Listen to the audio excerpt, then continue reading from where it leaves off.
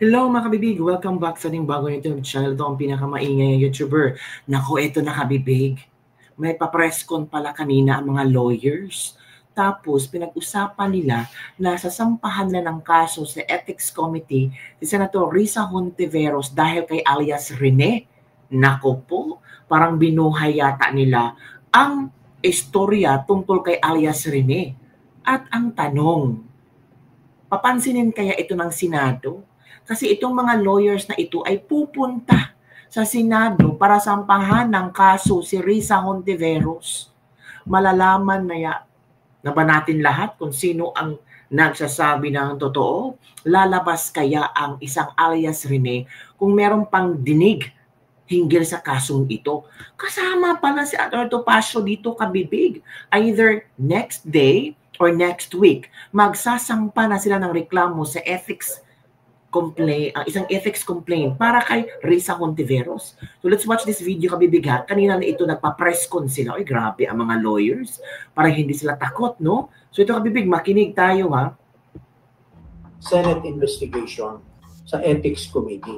Ito pala sina Attorney Manny Luna, Attorney Jing Paras, nandiyan si Attorney Jimmy Bundok. Nako. Against Senator Risa Hontiveros. Ito po ay isang injustice. Kasi kung hindi ito imbestigahan ng Senado, and it turns out to be true, parang pinagbigyan lang natin ang isang senador na gumawa ng ganitong klaseng misconduct. Itong pang-apat ngayon, I would like to put in the proper perspective. Ito po ay isang complaint na ihahain namin. Ako, Attorney Manny Luna, Attorney Jacinto Paras, and Attorney Ferdinand Topacio. Ang isang ethics complaint. Si Attorney Luna, Attorney Jing Paras, at si Attorney Topacio ang magfa-file ng ethics complaint laban kay Senator Risa Hontiveros. Sa Senado, laban kay incumbent Senator Risa Hontiveros for disorderly behavior pursuant to Article 6, Section 16, Paragraph 3 of the Constitution. Ang hinihingi namin dito will be for the Senate to conduct an investigation. We are not saying that she is already guilty kasi meron due process at naniniwala po kami mga abogado, including Attorney Jimmy Bundok, na dapat may due process. But for purposes of initiating the investigation for possible ethics violation and disorderly conduct, magpahahain po kami ng complaint either today or tomorrow sa Senado para mabigyan ng pagkakataon ang Senado to police its own ranks and for the Filipino people to know the truth. Kasi seryoso po, gaya ng sinabi ni Attorney Paras, seryoso ang sinabi ni Michael Maurilio. Hindi natin sinasabi na tama na si Maurilio, na correct ang sinasabi niya. Pero seryoso yung kanyang aligasyon na allegedly binayaran lamang siya para magtestigo at akusahan ang KJOC founder and pastor Apollo Quiboloy at in-incriminate pa ang dating Pangulo nating President Rodrigo Roa Duterte at ang ating incumbent Vice President Sara Zimmerman Duterte. Ito po ay isang injustice. Kasi kung hindi ito imbestigahan ng Senado, and it turns out to be true, parang pinagbigyan lang natin ang isang senador na gumawa ng ganitong klaseng misconduct to the highest order. Can you imagine? Isang senador gagawa ng ganito. So, we are not saying that she's already guilty. Pero bigyan natin ang pagkakataon ng proseso ang mga testigo na pwedeng isupina rin ng Senado, lalong-lalo na si Mauricio, Attorney Jacinto Paras, and Attorney Ferdinand Topacio, pwedeng isupina ng Senado kasi nag-appear na siya dati doon. Ngayon, nire-retract niya lahat ang sinasabi niya na hindi totoo yung sinabi niya. At siya lamang ay binayaran allegedly ni Senator Risa Hontiveros. Hindi po ito biro-biro. This is a very serious accusation. Ngayon lang po ako in my 28 years of litigation experience na ka-encounter ng ganito. But there is a pattern. Kaming tatlo, na-analyze namin itong sitwasyon. Way back in 2017, meron nang ginawa si Senator Risa Hontiveros, which led to the filing of cases against her before the Ombudsman. Nung time ng pandemya, meron din nangyari sa Parmali, according to Attorney Ferdinand Topacio. Tapos ngayon, meron retraction si a certain alias Rene, known as Michael Maurilio. There is a pattern. Hindi kami ang nagsasabi ng pattern, but the circumstances, okay, if you put them together, they seamlessly indicate a pattern. So, lahat po ito nakalagay sa isang affidavit namin, joint affidavit, which we will file today or tomorrow. So, we will give the Senate the opportunity to police its own ranks to determine whether there is disorderly behavior, and we will ask for the proper punishment upon due process, which may either be expulsion of Senator Risa Hontiveros from the Senate, her suspension for not more than 6 months, censure, or any appropriate penalty as may be determined by the Senate of the Philippines. We want to restore the integrity of the Senate, which has been damaged by this alleged disorderly behavior of Senator Risa Hontiveros. Thank you po. Well, magandang umaga po sa inyo lahat. Here we are again. I could recall once upon a time we were in front of you. But today, it has gotten to a point na kailangan na po talaga ng Senate investigation sa Ethics Committee against Senator Risa Hontiveros. Nako. Mga kababayan, kami po, si Attorney Luna, si Attorney Topacio,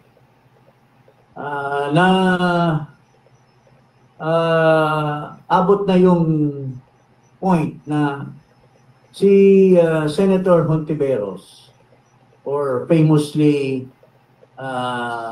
known as Hontivirus by so many other people, ay nagkakaroon ng parang pattern of bringing witnesses to her investigation who are false witnesses. And the latest of that, ito pong alias Rene, or his real name is Michael Maurilio, ay nagsalita na po na siya po ay binayaran allegedly ni Hontiveros. Hindi natin sinasabi that this is conclusive. Na kasi sabi ni Risa Hontiveros, hindi daw totoo, so they're pointing at each other. But don't you think, mga kababayan, na kailangan ng masusing investigasyon niya ng Senado? Because this is a serious allegation against a senator. And it besmirched, or it has affected the integrity of the Senate if one of them is someone who keeps on bribing witnesses allegedly. First of all, kami personally, ako si Ferdy, si Manny Luna, who was our lawyer, we filed a case against Hontiveros for kidnapping of minor, for obstruction of justice. Way back in 2017, if naalala nyo, si Kian de los Santos, nung inimbestigahan ng Senado yon, may mga supposed to be mga testigos na mga bata.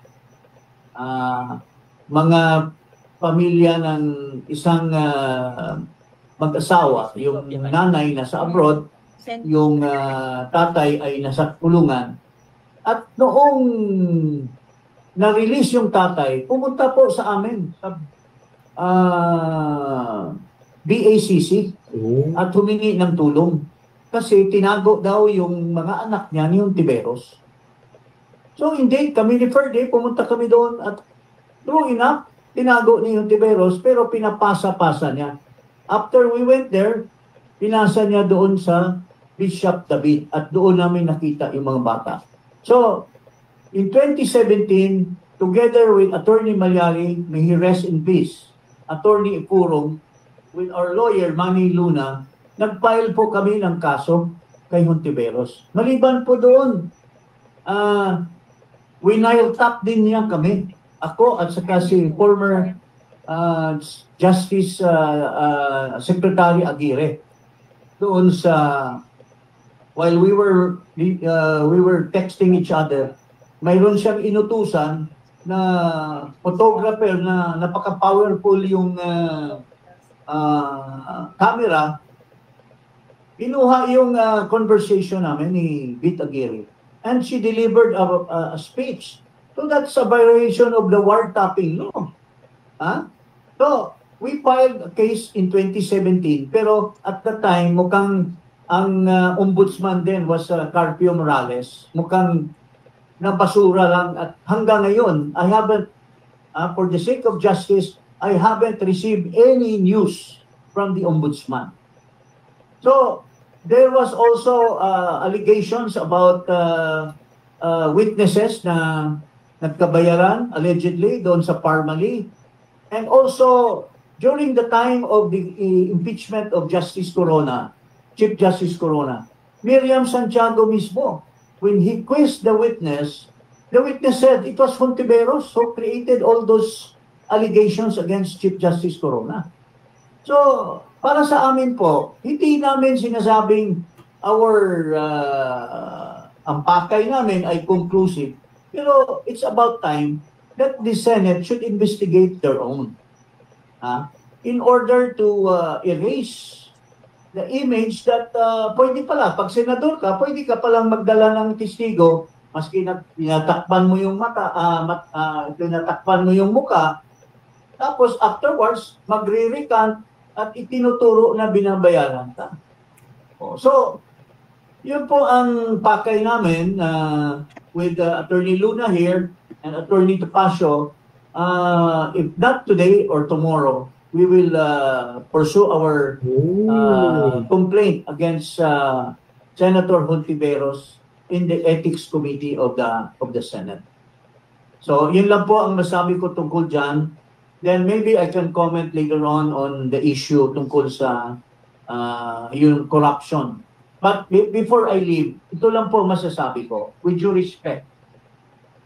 Itong mga patutsada, propaganda, at mga, kung sa Bisaya pa, paukyab ni Marcos, ito lahat ay just to erase his dwindling public support. Napakababa ng kanyang survey. So he wants to bring it back. Pero inaakusahan niya yung sabi niya, mahiya naman kayo. Ang dapat sinasabi sana niya doon sa zona niya, mahiya tayo. Why? Because yung bang mga pondo na yan, na nilulustay daw, sabi niya, mahiya kayo, nilustay niyo yung pondo. Lalabas pa yung mga pondo na yan kung di niya pinirmahan yung General Appropriations Act. Saan ba nang galing yung pinaglulustay ng mga... So, why should he now alienate himself or accuse his cohorts in Congress when he himself is the mastermind of all this?